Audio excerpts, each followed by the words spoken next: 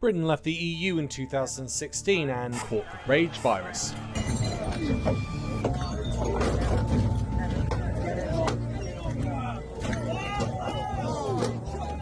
And started eating itself. No healthcare, no fuel, no food. Are you going to do anything about the ambulances waiting and the people dying out? Or don't you think 12 years is long enough? Yes, and we are 12 years, you've done bugger all about it. People have died and all you've done is nothing. Justifiable rage supported by insane headlines. But has someone made a movie about it?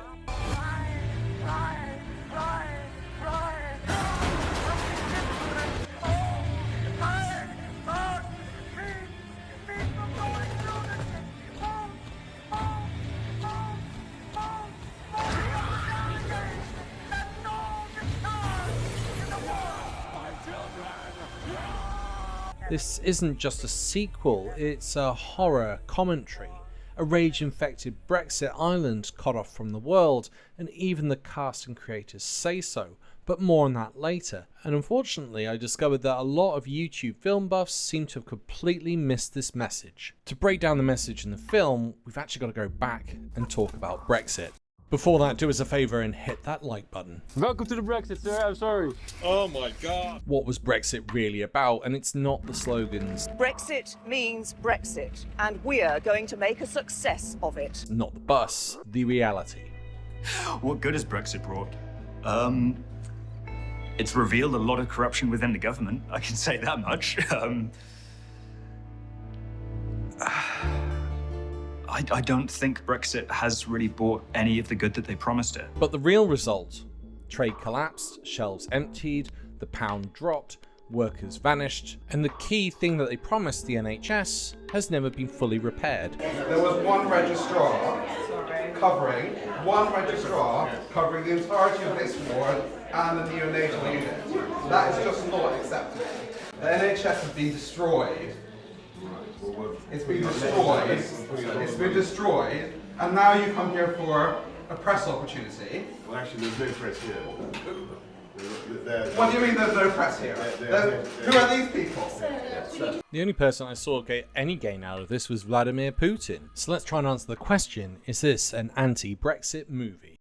And Britain itself, it became isolated. Europe left Britain to its rage and moved on with its life. And the island? No trade, no fuel, supplies are rationed, power flickers, they're surviving but only just. They tried to rebuild with walls and watchtowers, but what they really built is a bunker, a dying outpost of an idea that's already rotted. Brexit didn't deliver the future, it did the opposite. It sealed off the future and it sealed us off from the European Union. Frankly, it trapped people on the island. When there's a crisis, we're not British, are we?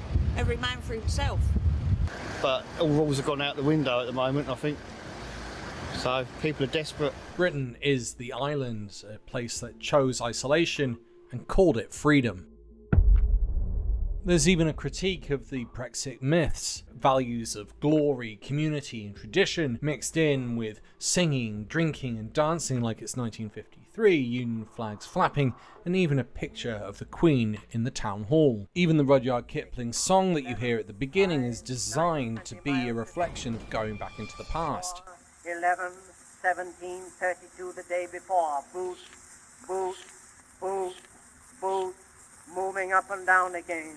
There's no discharge in the war. Don't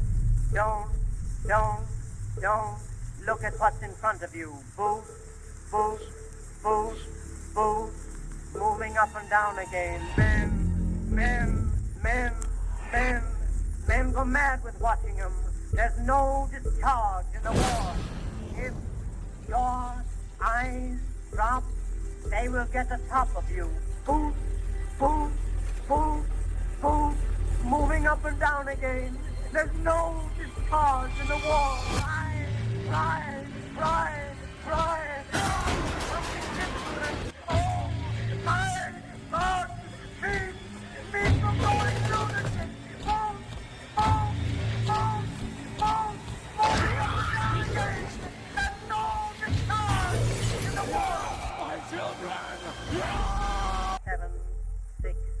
11, 5, 4, 1732 the day before. Kipling's hymn was once taught in schools in 1906. It was a pledge of loyalty to the empire, but 28 years later, it's not patriotic, it's haunting. It's a lullaby for a dying nation whispering promises it can no longer keep. Kipling was one of the most iconic voices of British imperialism, a man who romanticised empire and colonial duty. His work represented the mythic view of Britain as a civilising force, and the children's song in particular is about teaching children to revere the land they're born in and dedicate their lives to it. By using this in 28 years later, Danny Boyle is making a scathing point. And that's the tragedy of Brexit. It wasn't just a vote, it was a promise that Britain could go back to being great. Back to control, back to sovereignty, back to a time of flags, kings, and Kipling. But as I hope we all realise watching this, you cannot go back to that mythical land, because it never existed in the first place. So why do Brexiteers want to go back? Why do Brexiteers pledge loyalty to a past of rationing, coal strikes, and crumbling housing? Because it's not real. Because the past they remember never existed. So let's just talk some facts. In 1975, the year of the first EU referendum, UK inflation was at 24%. Prices nearly doubled in a year. In the 1960s, over 14% of children in Britain had stunted growth from malnutrition. The house is very damp, but because they've worked hard, it doesn't look it. No, because my husband's put wood on the walls. But behind there, it's green and very damp. Does that mean you have to have a lot of fires? In this room, yes, you should have a fire continually. In the front room, you can't afford to have a coal fire in both rooms. And the furniture just goes green with mould. But the little boy suffers with bronchitis terribly. And, infections of the ears and that, through the damp. And in the 1950s, 1 in 3 British homes didn't have an indoor toilet. And the empire, it didn't make most Britons rich. It made them poor, overworked, and obedient. It was a time of homophobia. Being gay was a crime until 1967, and the Section 28 ban on promoting homosexuality lasted until 2003. Racism, blacks, Irish, Asian Britons were barred from pubs, housing, even hospitals. Misogyny, marital rape wasn't criminalised until 1991. Women could be legally paid less for the same job. Then came the EU. GDP grew, Brits could live, work and love across 27 countries.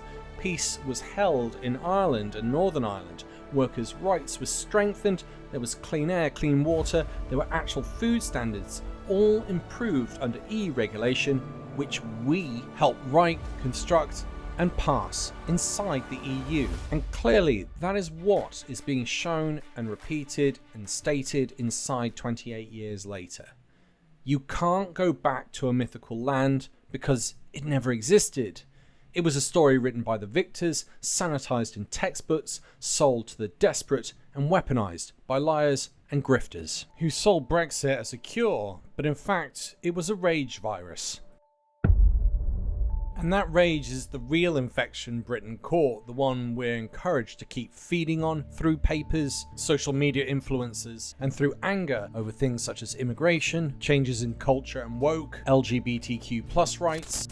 At the next election, we haven't got those 3 things, so we're going to have to think of something else. It'll probably be a mixture of culture wars and trans debate, and think of something else. It'll probably be a mixture of culture wars and trans debate. And in other words, they don't like foreigners, they don't like foreign influence, they don't like foreign culture, they don't like the idea of LGBTQ+ being normalised and taught in school. Real damage of Brexit wasn't trade or GDP, even though it damaged it.